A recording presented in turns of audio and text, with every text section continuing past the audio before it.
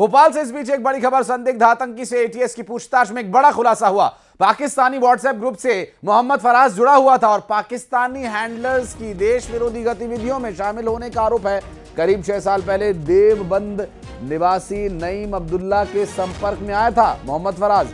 नईम अब्दुल्ला ने पाकिस्तानी हैंडलर से पहचान कराई थी और नईम ने पाकिस्तान के आतंकी खालिद सैफुल्लाह जैसा बनने की प्रेरणा दी। समय आने पर फराज को टारगेट किलिंग करने को बताया गया था। पीएफआई के मिशन 2047 के एजेंडे को लागू करना था टारगेट। नईम अब्दुल्ला के खिलाफ एसटीएफ में भी मामला दर्ज है और नईम अब्दुल्ला की तलाश में एटीएस की टीम जुटी हुई है। 16 जून तक की रिमांड पर है संदिग्ध आतंकी मोहम्मद फराज।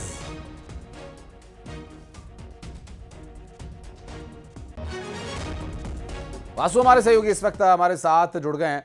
वासु, दिल दहल जाता है जब पता चलता है कि भोपाल से 4 आतंकी पकड़े गए, 2 आतंकी पकड़े गए और अभी एक नया मामला। भोपाल में पहले भी इस तरह के आतंकियों को पनाह मिलती रही है। इससे कहीं ना कहीं आशंका वासु ऐसी होती है कि अभी तक पूरी तरह जड़ पर वार नहीं हो पाया है।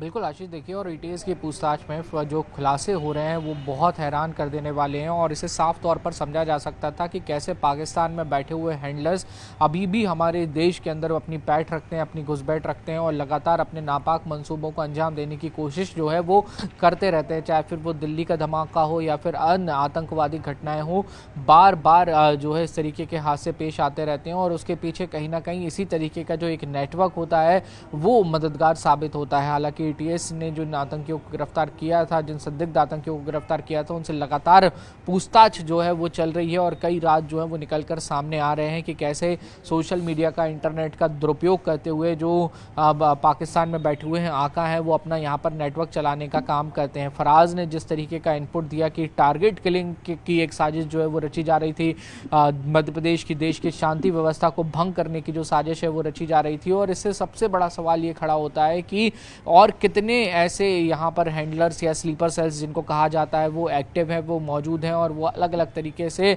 साजिशों में अपनी तैयारियां जो हैं वो कर रहे होंगे। बहरहाल उम्मीद यही की जा सकती है कि जो फराज से पूछताछ में लगातार खुलासे हो रहे हैं उसके जरिए कड़ी से कड़ी जोड़कर एजेंसी इस पूरे नेटवर्क को ध्वस्त करने में कामयाब होगी ताकि आने वाले समय में किसी भी तरीके से कोई भी बड़ी जो आतंकी साजिश है वो मध्य प्रदेश में और देश में अंजाम तक ना पहुंचे। और आपने बिल्कुल ठीक बात कही थी कि भोपाल में लगातार सिमी हो या अन्य ऐसे बैन संगठन हो जो शांति व्यवस्था भंग करते हैं, आपराधिक तत्वों को पनाह देते हैं, उनसे जुड़े हुए लोग पकड़े जाते रहे हैं, बांग्लादेशी संगठनों से जुड़े हुए लोग पकड़े जाते रहे हैं। तो एक पनाहगार जरूर वासु, देश विरोधी गतिविधियों में ये खुद तो शामिल है ही, युवाओं को भड़काना, उन्हें बहलाना फुसलाना जो इनका सर्वप्रमुख टारगेट होता है। अगर उसमें ये, क्योंकि हमें हर बार जीतना है और इनको सिर्फ एक बार जीतना है, इसलिए हर बार जो चौकन्नापन होना चाहिए वो नजर भी आ रहा है और उम्मीद कर रहे हैं कि आगे इस तरह की घटनाओं की पुनरावृत्ति नहीं होगी। बहुत शुक्रिया आपका वासु इस पूरे मामले पर जुड़कर जानकारी देने के लिए।